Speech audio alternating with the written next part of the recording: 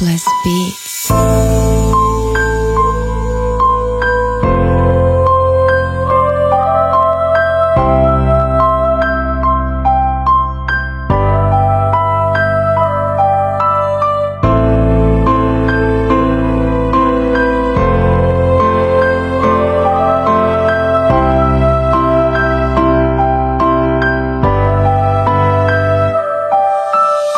Sanay nahitabo, aning atong kalibutan, klase-klase ng krimen ang nabalitaan, makapangutan na unsa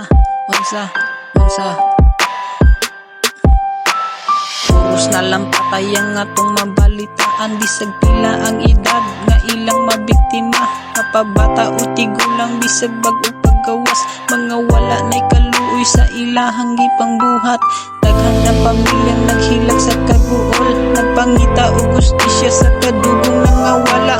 Asan ang kalinaw nga atong gipangita? Pilipino sa Pilipino ang nagpatay sa kalsada. Dili mo maluoy sa inyong na biktima, parihara tagdugo. Pilipino tantanan, maong kaluoy pud ang tao nga inyong biktimahon.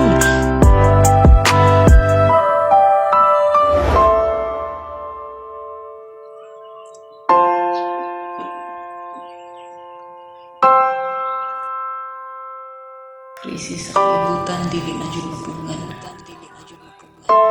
Daghanan ng patay, pariya naman ta mga Pilipino tantanan. Ganun buhaton pa mo dyan ninyo. Pwede ram istoryahan ang tanan yung mga problema. Sleepless Beats. Daghan ng balita nga nagkalat, may batang gipatay kung walay madunggaban, naapoy mapusilan, kanu sa mahuman ning krimen sa kalibutan.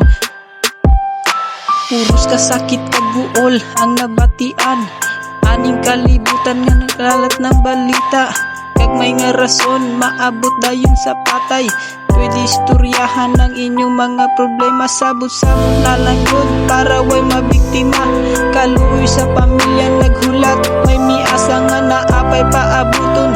Grabe kasakit sa pamilyang way alamag sa nahitabuto sa gawas. Mga walay kaluoy, mga grabe ka brutal.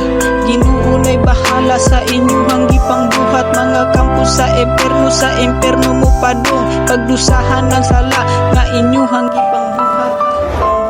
Pangbuhat. Tanan mga problema na adun niya mga rason. Kung dili tanang problema, walay kasumbaran.